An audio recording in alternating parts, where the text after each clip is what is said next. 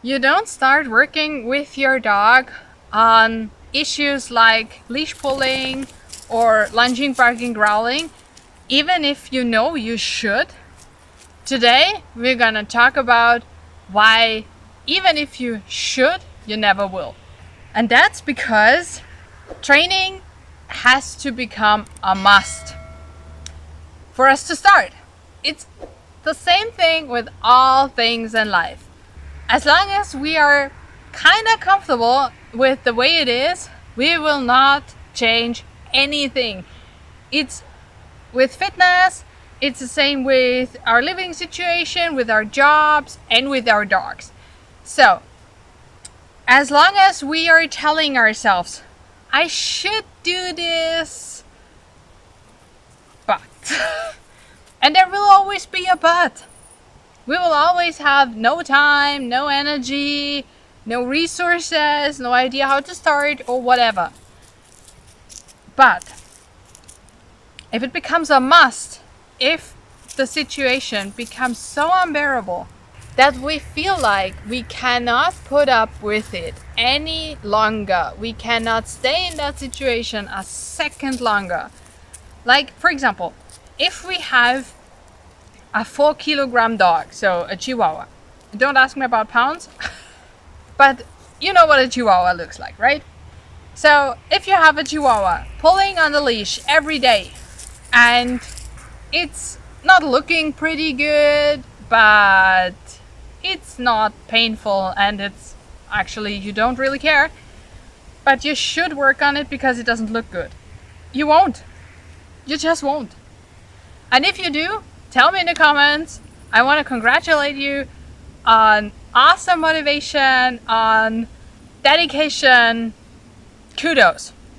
But if you have a 44-kilogram dog, like a smaller Rottweiler, for example, and that dog is constantly pulling on leash, it becomes so unbearable. The pain in your shoulder will become so uncomfortable that it's becoming a must. There is no longer I should do something about it. There is either I do something about it or I will no longer walk my dog because it's so uncomfortable. And that's the moment where we come into action, right? And don't get me wrong.